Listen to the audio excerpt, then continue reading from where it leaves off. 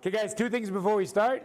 First of all, as you know, welcome two guests. We have a visiting senior named Max from Berman, and we have Noam's father, Rabbi David Walkenfeld, who is an old friend and a shul rabbi in D.C.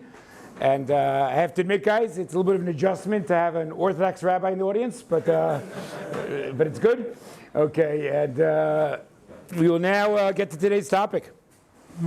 Okay, so as you guys know, both in the world of halacha and al-machshava, I very much enjoy when there's a clash.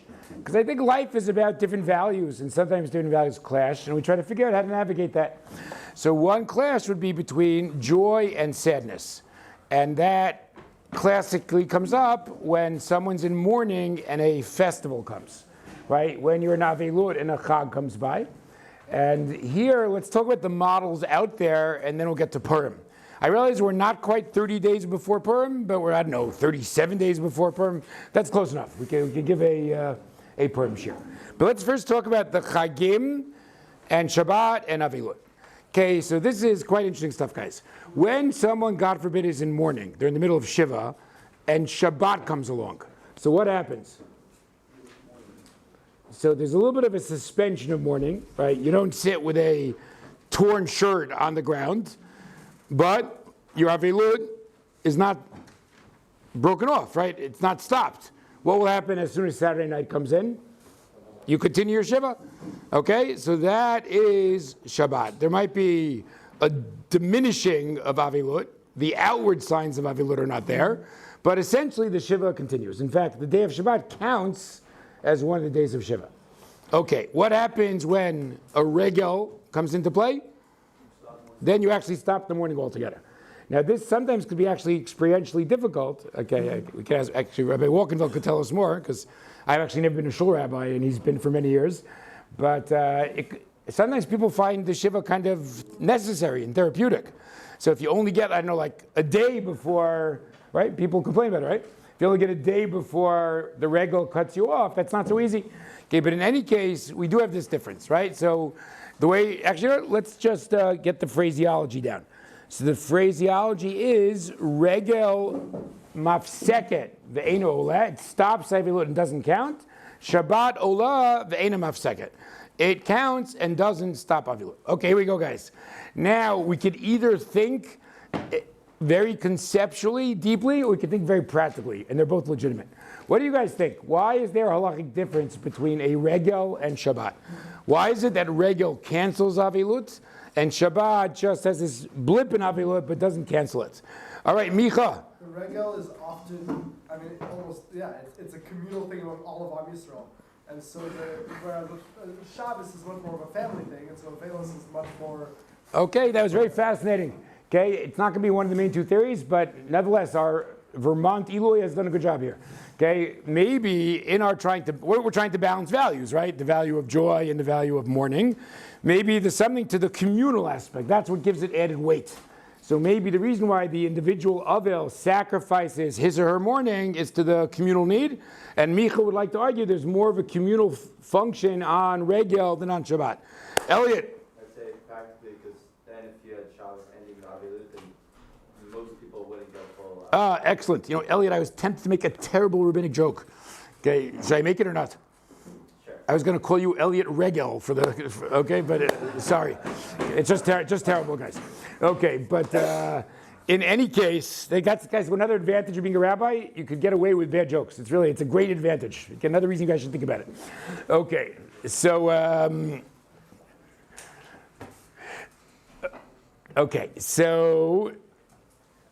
you can be very practical, guys. Why can't we say that Shabbos breaks up Shiva? Because if Shabbos breaks up Shiva, almost nobody ever has sit Shiva, right? It's pretty easy math, right? In a 7-day mourning period, there's going to be a Shabbat. So maybe, and obviously if you say it with the regel, it's not true. Plenty of people will go through their Shiva. In fact, most people will go through their Shiva without encountering a regel.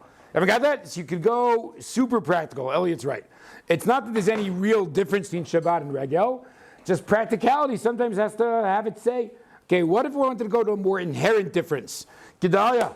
Regel is always 7 days long, and Shabbos is only 1 day long. Fascinating. Okay, maybe it has to do with duration. Somehow a 7-day thing has more oomph than, okay, it's very fascinating theories, than a 1-day thing. Okay, we'll come back to that also. All right, Jamie, what do you say? Also, just like the fact that on a regular, you have to go Leo the regular. Not everybody lives right there, so that's a major process for a lot of people unexpected. Okay, interesting. Okay, very good. You guys are very creative. There's still one thing missing that no one has said yet. Let us go to our English fellow. Let's go. On the Regalim, there's a mitzvah of simcha. Ah, excellent. I was waiting for that. Okay, here you go. I would say about the English beating the French, but our French representative is visiting elsewhere today, so you'll just have to win with it in his absence. Okay, excellent. So the Regel has a mitzvah of simcha, where Shabbat is what, guys? Oneg. Now, oneg sounds pretty good, right? Pleasure, but pleasure is not the same thing as joy. And one could argue that when is there a clash? Avelut and simcha, that's a real clash. They're at loggerheads. They can't live together. But avelut and oneg don't have the same kind of opposition. So once that's true, Shabbat and avelut could kind of coexist, whereas regel and avelut can't coexist. Okay, so we're in a second, guys, going to apply this all to Purim. But notice something interesting, right? We've already had like 4 or 5 different theories. And I guess now this is how one analyzes, what would happen if we plug Purim in the mix? So let's just review again. We could say that it's all practical. Every Shiva has a Shabbat, not every Shiva has a Regel. Okay, we could say that, Ariel, we could say that Regel has Simcha, Shabbat has Oneg. We could say, like Gedalia, maybe the length is somehow relevant. Okay, what was the 4th theory? Someone over here, another theory? Oh, me going to say the communal thing. Okay, great. Let's plug in, okay, Jamie, don't be insulted. I'm just going to leave your theory for now, okay? It's only because I don't like you. Okay, so let's now think about what would happen if we plug in Purim. Okay, so God forbid somebody passes away. 3 days before Purim, Purim shows up. Okay, let's plug it in, guys. Give me a theory why Purim should and should not negate Avelut, based on all the theories on the board. Josh Stiefel. It's a Durabanan holiday, so it shouldn't. Okay, fascinating, but we didn't even raise that possibility yet. Okay, so Josh did something very interesting. Who was that? Okay, not bad, Raymond. Okay. So, no one said yet, but I guess it didn't come up because Regel and Shabbat are both Orayta. So someone's claiming maybe Purim simply has less force. No, it's reasonable. We know Oraytas have more force in our system than the Rabbanans. So maybe Purim simply has less force, and therefore that'd be reason to say that who wins? That means the Avila wins. Okay, Elliot, what do you say? Simcha, so I guess it would be the same as the Regel. Okay, excellent. So Elliot wants to claim if Simcha is the differentiating factor, so Purim does have Simcha. Okay, guys, how does Elliot know Purim does have Simcha? Oh, very good. Elliot, you're on fire today. Okay, doesn't it say that Megillat Esther? What kind of day is it going to be? A Yom of? Megiddo, you must know this. You learn it all day, 24/7. Okay. Okay. Yes, you know it by heart yet? No. Okay. What are you waiting for? Wait, who's the other guy who learns all day? Noam Brandress, right? Okay, he's also visiting TVA, I think. Okay, so see, guys, you always have wacky stuff going on right? There are 2 guys who all they do all day is lay in Megillat Esther. Okay, that's even better than the guy who reads Yiddish stories. Okay, so same guy, right? Same guy. Okay, so in any case, we call it Yemei Mishteh Simcha, right? So it doesn't seem simple to say if the criteria is Simcha, so Purim shouldn't negate Avilut, right? Purim shouldn't be able to coexist with Avilut. Okay, great. Give me a reason why Purim will not negate Avilut based on our theories. Okay, Gedaliah? Okay, so if, I see Gedaliah is really committed to his theory, right? If it's about the duration, well, Purim's 1 day, so it doesn't have the same force as Shabbat. Okay, terrific. What else, Arya? It's a mitzvah to be joyous in Purim. Okay, well, we did say that's already, but okay, you're correct. And what if we say it's about the practical argument, right, guys? Why can't Shabbos coexist? Why can't Shabbos negate Avilut? Because if Shabbos negated Avilut, there'd never be Shiva. Obviously, that does not apply to Purim. Is everyone good? So we have some interesting thing here. We could see how Purim could go both ways. Micha, are you going to tell us whether Purim has a communal aspect? Is that where you're going to go? Okay, yeah. But it does. But I would say also, could there be a function of a frequency thing? Whereas Shabbos happens every week. Yontif only happens But wasn't that Elliot's practical argument? Sure, but I think it has another Yeah, well, what do you mean by it? Purim, and that like Purim is because it's like it's not a regal. A regal happens more times in the year, and Purim even more so only happens once. Wait, a regal happens more times a year because we're counting Sukkot and Pesach together? No, I would just say that like there are 3 experiences of regal in the year. And therefore? And therefore Purim has like, I don't know. I'm just saying like the experience. You are, okay, I'm not going to get into it, but you are raising an interesting question, like to what degree do we view Pesach, Shavuot, and Sukkot as kind of a commonality? Right. Okay, that is interesting, but not for us right now. Rui, Aren't there some incompatibilities between celebrating Purim and being in Avelut? such as? Particularly with Matanal and Yamim, you're not supposed to do mitzvah in Havel? Okay, so certain specific tensions is a good question, but we'll leave that aside for now, just talk about the broader picture. Okay, so let's go to Shulchan Aruch. Guys, not surprisingly, we're going to see some achloket. Because now that we've seen that the logic could dictate both positions, so indeed it does. So here we go, let's go to Shulchan Aruch. Okay, source 1. Kol divrei avelut noagim b'chanukah Purim. First position, you're a full-fledged Avel. Purim does not make a dent in avelut. Okay, Hago mikom makom yilech lebeit knesset l'shmoa Megillah. But again, all right, but at least hear the Megillah. You still have that mitzvah, so go to shul. But then there's an obvious alternative. Im yuchal lesof minyan lebeito l'kol Megillah. Adif tfei. Okay, everyone should know this word. What is adif tfei? What tfei in Aramaic is more, and adif is excellent. So it's more preferable. So what would he prefer? Right, I realize you don't have to say more preferable. I understand. Okay, but that's the idiom, adif tfei. So what would he prefer? Don't go to shul. Let's get a minion in the house. Okay, great. Next, v'yesh shomrim, but some say she'ein avilut noig b'purim, lo b'yadad v'lo b'titet vav. No, there's no avilut on Purim. V'cheino again, v'afilu yo avilut yom rishon nidchem ifnei Purim. And now some people think that the first, okay, guys, it's interesting because Josh Stiefel raised the D'Rabbanan factor before. Arguably, avilut also is D'Rabbanan. So it could be that Purim would be no weaker than Avilut if it's D'Rabbanan versus D'Rabbanan. Raymond, you okay with that? Even Rav Judah would agree, right? Okay. But some people think, this is an interesting topic, not for us now, the first day of mourning is actually D'Orayta. Okay, that there's one day of mourning that's D'Orayta, and then the rest become D'Rabbanan. So that would be a bigger chiddush, that guess what? There's no Avilut on Purim, even day 1. Okay. Avol dvarim shebetzina noeg, but I do practice private things. So notice something interesting here, guys. Even though we're not practicing Avilut, what's the claim? We're still not giving it full regal status. Right? If you had full regal status, you would say that the Avilut's over. So notice the two positions here seem to be either Avilut is even less than Shabbat, either Purim is even less than Shabbat, that there's no cessation of Avilut at all. Maybe Purim really doesn't have any status. Or Purim is at least good enough to make a dent in Avilut, but not cancel Avilut. Yeah? Is this just for Shiva or is it also for Shloshim? For all of the above. Okay, good. So let's see some more sources to flesh out this debate. So everyone turn the page for a second. We'll just see a bunch of svaros we've already said. Okay, let us go to Tosfot. Okay, and get back to the question, why is there a difference between Shabbat and Regel, and then apply it to Purim once again. So Tosfot Moed Katan says, look at the end of the first line, Ho ve'ein avilut klal mishum dichtiv ben simcha. Regel has simcha. Shabbat miha lo ktiv simcha. There's the difference. Regel simcha, there's a clash. Shabbat, there's no simcha. But here's the interesting thing, guys.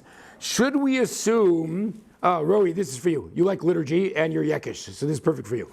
Okay, how precise should we assume our liturgy is? Okay, is liturgy precise or it just gives expression to human? I'll even be more. How halachic manish should we be about liturgy? Okay, so I'll give an example, guys. Can anyone tell me in our liturgy, let's say you just read the words of davening or zmirot, would you think that there's simcha on Shabbat or not? Let's use Roy, you see I got the right guy. What do you say? Well, if you're going to follow the pre-1500s Negate position, Here we go. maybe say that there's no real mention of simcha. Okay. Yeah, and what did you have in Kabbalat Shabbat? Well, you have like Yizmor, Shiur, Shabbat, which seems like pretty Okay, but does the word simcha appear there? Not necessarily, but I think it conveys a sense of simcha. Okay, interesting. Guys, but just as an aside, notice what happens here, guys?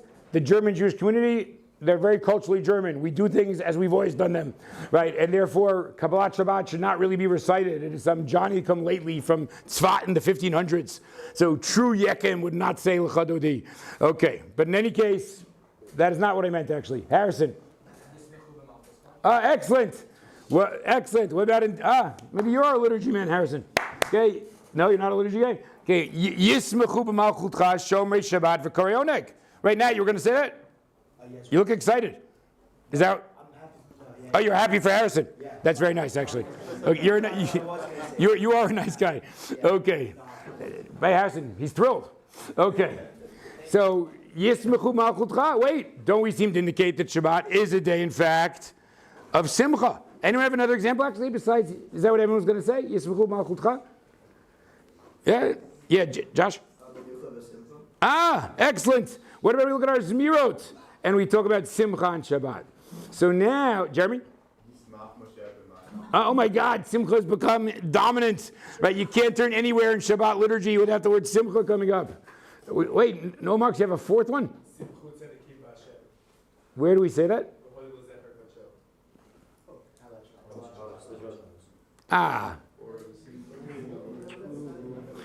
Okay, first of all, that's very clever, Noah, but it doesn't link Simcha directly with the word Shabbat there, to be fair. Okay, but in any case, so guys, Micha, you have another one? What? Oh, no, sorry. Wait, do we say that on Shabbat? We don't. That's the Yom Tov liturgy. Okay? Nice try there. Tried to sneak the Yom Tov liturgy by me. Okay, but in any case, guys, so it's very interesting. So what's the two possibilities now? Either we overstated the case and Shabbat, in fact, is a day of Simcha. Or what can one say? No, it's still true halachically that there's no demand for Simcha on Shabbat. But what's true for most Jews experientially? We're very happy on Shabbat, but that doesn't mean that the halacha changes, right? So the question is again, how halachically precise does liturgy need to be? Maybe liturgy doesn't have to be halachically precise. It just has to be experientially accurate. So we experience Shabbat as a joyous day, but that would not change the fact that halachically there's no need for Simcha on Shabbat. Yes? Really quickly, Micha was right. So being into that was okay. Yeshivat Orayta is the last. When do we say it? Last paragraph of Yeshivat Orayta. On? No, but which Amidah? All three? Really? All three? All right, sorry, Micha, I apologize. You were correct. Okay. So one second, guys. Okay, so that would be answer number one. Again, there's a difference between whether you have Simcha or not. But notice the assumption that Elliot said before, and I think you're all assuming that so far, that if it's about Simcha, Purim should be more regular-like, right? You're all assuming that Purim, in fact, does have Simcha. Okay, give me 1 second, Ariel. However, if we go to the Yerushalmi in Moed Katan, look at the last line of Rabbi Shalmi. It's the source 10. Amir Rabbi Ba, if shar l'shiva below regel, there could be a shiva without a regel. Of ef shar l'shiva below Shabbat. There it is, Elliot. There's your svara. It's all practical. It just can't be that regel breaks up shiva because that would be a disaster. But no, sorry, it can't be that Shabbat breaks up shiva. Okay, so based on that, we can easily see why Purim would be, again, actually Purim should again be regular-like, right? Purim should again be like the regel. Yeah. Is there any aspect of the mitzvah of Suda that plays a role? The mitzvah of Suda on Purim and regular? Okay, that should make it what? Better or worse? Better than Purim more like regular. Wait, there isn't a mitzvah to have meals on Shabbat? Well, not specifically. There's a mitzvah to have 3, but not specifically like meals. Well, I would have thought there's a mitzvah to have meals either way. The only question is what the meal is fulfilling.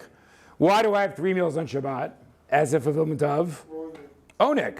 Why do I have meals on Yom Tov as a fulfillment of Simcha? By the way, there might be Oneg on Yom Tov also. So, in fact, there's even a sefer by one of the Achronim called the Oneg Yom Tov.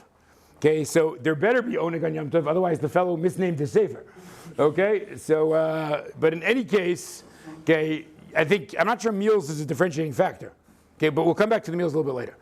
Okay, but let's do one more thing though, guys. Because again, it seems like both things I've said kind of came out the same, right? If it's practical, Purim is like regel. If it's essential about simcha, Purim is like regel. But what about the Gedalia factor? Could we bring the Gedalia factor in? So everyone please go to source 7. Okay, source 7 might be a good source for the Gedalia factor. Okay, just one good thing to know, guys. We all know that Shas meanders a bit. It does not stick to the topic. It has a lot of tangents. So therefore, knowing where things are is a good marker of being a Talmid Chacham. So we're going to try 3 good examples, guys. 3 things, it's not obvious where they are, but if you know where they are, you'll impress your friends on the light rail. Ready to go? Okay, the first one's the easy one. Where are the Talmudic discussions of Hanukkah? Shabbos. What is the tangent there, guys? How'd Shabbos get to Hanukkah? Excellent. If you're going to discuss oil and wicks for Shabbos, that easily leads to a Hanukkah conversation. Great. Where are the laws of tzitzis and tefillin? In Menachot. Very good. That was you, John? Very good. Now, Menachot is a Masechet about flower offerings. There is not an obvious connection between flower offerings and tzitzit and tefillin. But guess what, guys? Not only does Gemara have tangents, but Mishnah has tangents. So Menachot describes if I only have some components of a carbon, is A ma'akev B. Right? Like we discussed last week, like with the Arba Minim and the Tefillin Shad and Tefillin Shalosh. So guess what? That's what the Mishnah gets into. Wait, that's interesting. What if I only have Tefillin Shal Yad and not Tefillin Shal Rosh? What if I only have, guys, I'm going to make an exception and say it. What if I only have white tzitzit strings and not tchelet? Right? Can I still fulfill the mitzvah?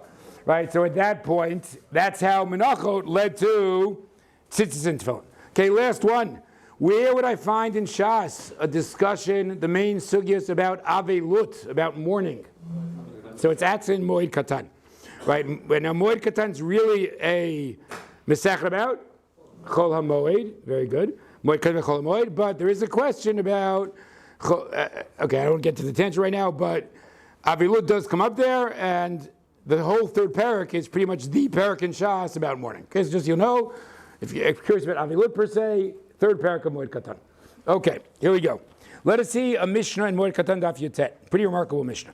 HaKover et meito shlosha yadim kodem l'regel. If you buried the deceased 3 days before the regel, but lehemenu gzeiret shiva, what happens? As we said, the shiva is negated, canceled. And here's your point, Ariel. Shmona, what if it was 8 days before the regel? So you finished your shiva already. But lehemenu gzeiret shloshim. Then the regel is still forceful. The regel negates the shloshim. Mifnei she'amru, here's the quote. Shabbat olah ve'ena mafseket. Shabbat counts and doesn't break up your avilut. Regalim mafsikin ve'nolin. Regalim, on the other hand, break it up. Okay, now things get exciting, guys. Rabbi Lezer Omer, mishecharev beit hamikdash. When the Beit Hamikdash has been destroyed, atzeret kishabbat. That is a remarkable shita. First of all, in Mishnaic terminology, what is atzeret? Which chag is it? Shavuot. Good. But what does he seem to imply? What's Shavuot's relationship with avilut? Well, that depends. If there's a Beit HaMikdash, then Shavuot cancels avilut. Once there's no Beit HaMikdash, all of a sudden, it's like Shabbat, it doesn't. Who can tell me why in the world should it make a difference, right? Shavuos is Shavuos. Who cares whether there's a Beit HaMikdash or not? EGS, your Rebbe from 9th grade is here, so make him proud. Okay?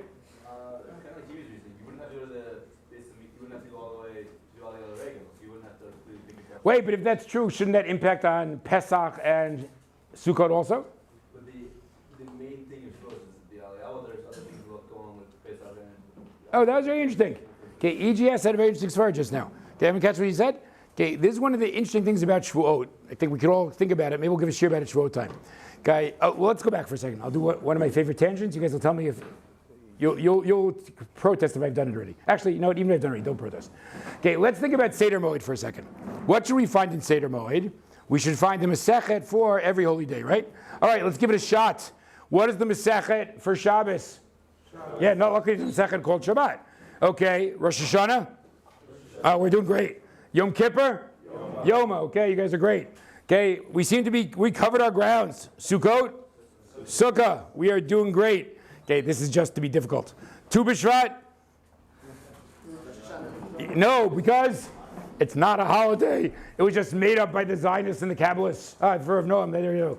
Okay, guys, that's right. There's no Masechet Tu B'Shvat. Same reason, right? If I ever ask you on a final, why is there no Masechet Tu B'Shvat? Here's what you should write. The same reason there's no Masechet Lag BaOmer. Okay, because it's also a made up holiday. Okay, but in any case, okay, so we're doing great, right? We got Sukkot down. Okay, this is a famous conundrum, by the way, which I'm not going to answer. Hanukkah. Okay, so famously, there's no Masechet Hanukkah. It's not obvious why not. There are a lot of theories about it. Why did the Tanakh not want to have Masechet? There are enough halakha to go around once you're discussing the Hanukkah candles. So there's a famous conundrum why there's no Masechet Hanukkah. Some people think there was actually anger at the Chashmonaim. Because as you guys may know, the earlier Chashmonaim were pretty righteous. The later ones were not great at all. If you study, where's our Jewish historian? Oh, you know this, no? You study Alexander Yanai and John Hyrcanus, right? Read about them. You'll discover they're not so. And also, some people think there was objection to them taking the monarchy, that Kohanim are not supposed to be kings, and therefore they kind of got censored out of Mishnaic literature. They didn't get their own Masechet. Okay, that's quite not for us right now, but let's keep going though. Okay, Purim, how are we doing there? Megillah. We are doing great, right? Pesach. Psachim. So it seems at this point that every real holiday has a Masechet, with the exception of Hanukkah. Okay, what about Yom Tov per se? Generic Yom Tov. Beitza, very good, guys. Remember, guys, Beitza is not a Masechet about eggs, right? Eggs are not exciting enough in halacha to get their own Masechet. Okay, it is a Masechet about Yom Tov, not about eggs. Okay, how about Chol HaMoed? We're doing great. It sounds like Chazal really covered their bases. Okay, are you ready for the exciting move? Ready? Okay, Shavuos. There is no Masechet Shavuot. Now, don't be misled. Many of you are going to say to me, Rabbi, but there is a Masechet called Masechet Shavuot. Yeah, what's that about? Oaths. It is about taking a Shavuah. In fact, I'll bring you a killer proof. Which Seder is Masechet Shavuot in? It's not in Moed. It is in? Why would someone say Zram? Yeah, what do oaths have to do with agriculture? Oh, Shvius maybe? Oh, was that it? Was it like a Shvius mix up there? Yeah. Okay. So in any case, guys, it's in the Nezikin. Why does it belong in the Nezikin? Because when do you make oaths off in halacha?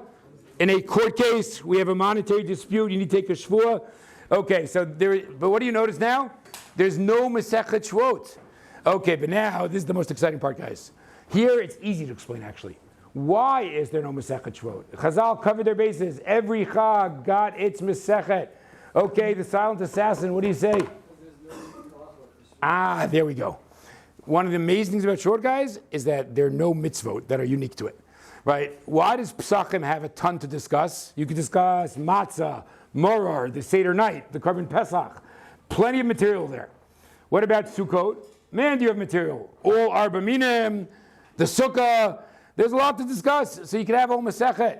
Okay, now, we get to Shavuot. What about the generic Yom Tov stuff, guys? That was all covered in Beitza. Okay, so let's discuss the unique mitzvah of Shavuot. What's the problem? There are none, right? So that raised a very interesting question. What gives Shavuot its character? And I always make this point, guys. Please do not tell me, the unique mitzvah of Shavuot is cheesecake, right? I love cheesecake as much as the next guy. But you cannot ask a halachic question to your rabbi, am I yotze with cherry cheesecake, right? That is a bad question because there's no such thing. That was good. That was good, guys. There's no such thing as being yotze, right? It is not a mitzvah. It is a very endearing minhag. But if you do not like cheesecake, you do not have to feel guilty. If you are a vegan, you do not have to feel guilty. Just don't eat the cheesecake. Okay, Xander, what do you do on Shavuos night to jazz up life? You have a couple months to think about it, okay? Okay, ask Hannah, I'm sure she's got an idea. Okay, so in any case, is she vegan also? Okay, there. Okay, so in any case, so now this is all for EGS's point, right? It's very interesting. You might say, what gives Shavuot its character? So EGS wants to claim, I'm not going to do whether he's right or not, that maybe Aliyah L'Regel takes on more impact for Shavuot than for other regalim, which is quite a fascinating theory. I'm going to say what he wants to argue. that Sukkot, you could focus on the Sukkah and the Arba Minim. And Pesach, you could focus on the Matzah and the Mar, etc. But maybe Shavuot, there's nothing else to focus on other than the Aliyah Regal. So I'm not saying you're right, EGS. I'm just saying it's a very fascinating theory. Okay, let us see another argument, though. Okay, everybody please look at Rashi on source 8, but we're turning the page. Okay, Rashi is insisting really fascinating. Okay, what happened, according to Rashi, why did Shavuot change without a Beit HaMikdash? Says Rashi on the second line, Mishachar Beit HaMikdash, she'ein la'atzeret tashlumin kol shiva, ve'einu ela yom echad. Gadal, you should be very happy now. Rashi Morkan says, you're totally right. But notice what Rashi's claiming. What changed after the Churban? Shavuot essentially went from being a 7-day endeavor to a 1-day endeavor. But of course, we're saying, wait, what does that mean? There was never a time that the Yom Tov of Shavuot went down for 7 days. So what's Rashi getting at, guys? In what sense was Shavuot a 7-day endeavor when there was a Mikdash? What did he just say? What's Tashlumin in this context? Excellent. That's right, our sacrificial order man. Okay, by the way, Ezra Helfand, I know that you love to go to Har Bayit, but to actually study Seder Kachim, he's more a sacrificial order man, okay? Okay, fair enough. Okay, so in any case, I think it's really interesting because one thing I don't know if you ever wondered about it. You ever wonder how come like the regalim don't match? They're not like the same length. You know, Pesach and Sukkot, not that they're exactly the same, but they seem roughly a week long, whereas also in Shavuos is 1 day. You ever wonder about that? Okay, so it's very interesting. What emerges according to this, that if I lived the time of the Beit HaMikdash, how would I think about Shavuot? There is a certain element of it that's a week long. Namely, I didn't bring the korbanot of the Chag. I've got a week to bring them. So again, at least to some degree, there was some sense of a week regarding Shavuot. Therefore, when there's a Beit HaMikdash, Shavuot cancels Avilut. There's no Beit HaMikdash. What happens all of a sudden? There's no experience of Shavuot being more than a day. It doesn't cancel anymore. So now it's very interesting because till now, all our arguments have kind of led to the conclusion that Purim should be like the Regalim. The Regalim have Simcha. Purim has Simcha. Right? The Regalim are not every Shiva. Purim is not every Shiva. But now we might say, no, but what if the force of breaking up Avilut has to do with the duration of the regal? And then we could say, well, just like Shavuot's only 1 day, Purim is only 1 day, and therefore it does not break up Avilut. Okay, any comments or questions before we move on to a new Svar? Okay, let us now stay on the back page and see a couple of interesting achronim. Okay, let us go to, one second, I want to see this.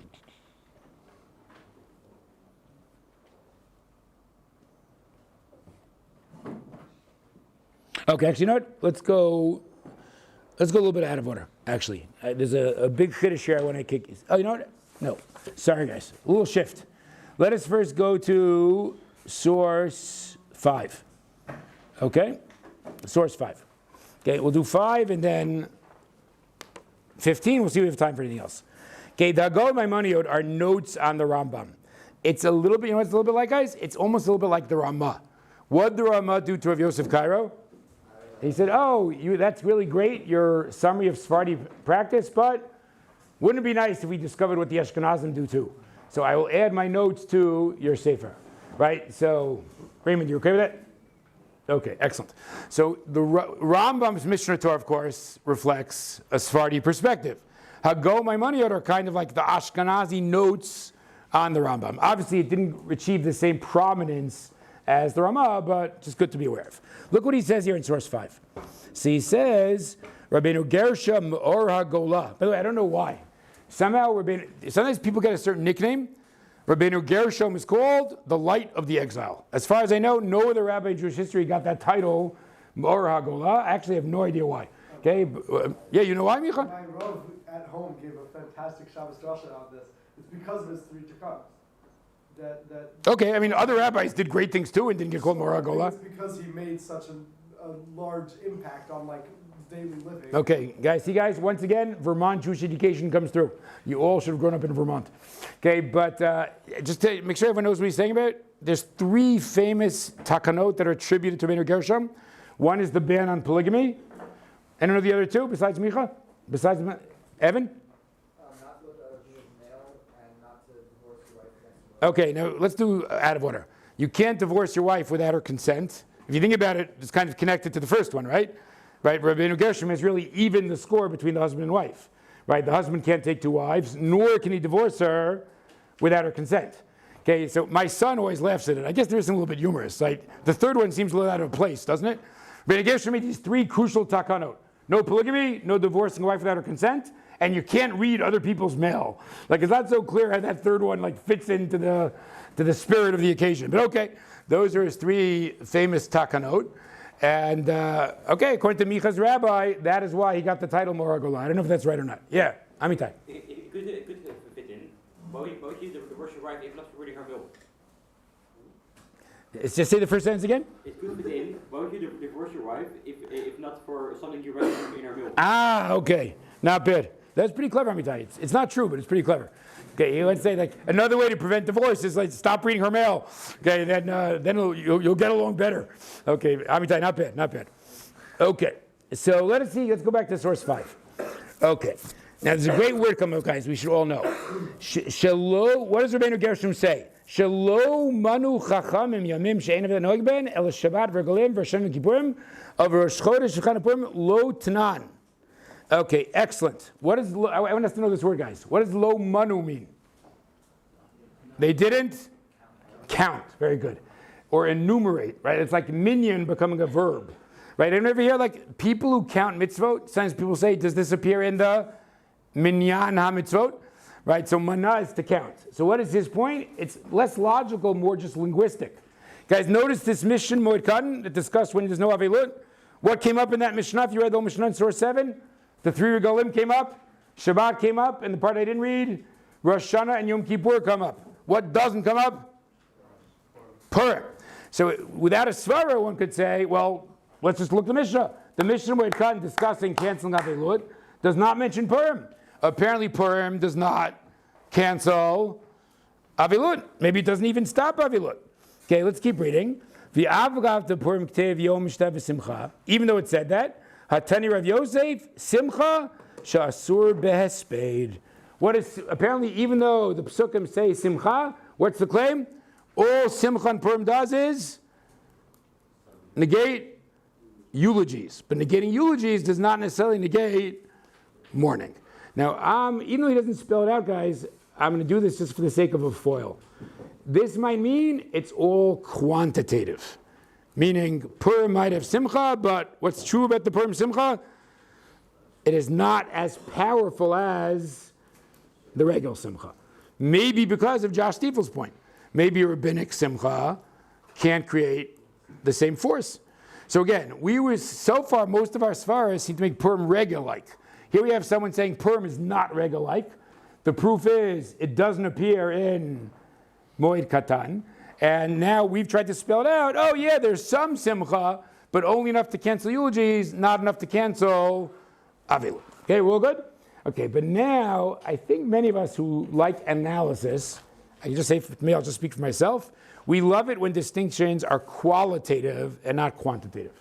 I mean, again, there's something less exciting about as far as more and less.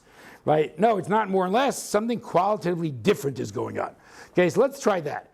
Maybe we can move from more and less. Again, we're trying to explain how the sheet of that. There's full Avilut on Purim. What have we said so far? Maybe it's just quantitative. The Simcha Purim doesn't match up with the Simcha of a regal. Let's go to qualitative. Okay, so before we get to the last source, I'm just going to do a Gemara outside. Are a bunch of, I know that, oh, where's Choni? Our Megillah man. Raymond, where's your Chavruta? Okay, is anybody besides Choni and Raymond learning Megillah right now? Oh, there we go. Oh, a bunch of guys. Okay, excellent. Arya, you learning by yourself or with somebody? Learning right now with myself and my brain's not helping me. Okay, what do you do when you don't understand the line of Gemara? What do you do when you're stuck? I'm using Oxford to help me, so. Okay, who are you learning with? Jack. Ah, Yafeh. Okay, so in any case, where's Jack? We have a tough day here. Okay, so in any case, I'll give you a good rule, guys. If I ask you a question and the answer is going to be the name of someone who's not here, you're allowed to cover it up. It's okay. You could just pretend you're doing with somebody else. Okay, so in any case, in Megillah, we have the following. Okay, back to you. It's true it says Yemei Mishteh v'Simcha. But I don't know what it said before that actually. There's Simcha u'Mishteh. Anyone? There's a third term. Nope. Oh, very good. Who was it? That was very good. Where was it? Max. How'd you know that, Max? Megillah. I was saying, Megillah, the Masechet or the Esther? The Esther. Have you learned? Yeah. Excellent. How much, did you learn the whole thing? Yeah. Great. Terrific. See, guys, it pays to learn. You learn things. Okay, so, but the Gemara Megillah says something very powerful.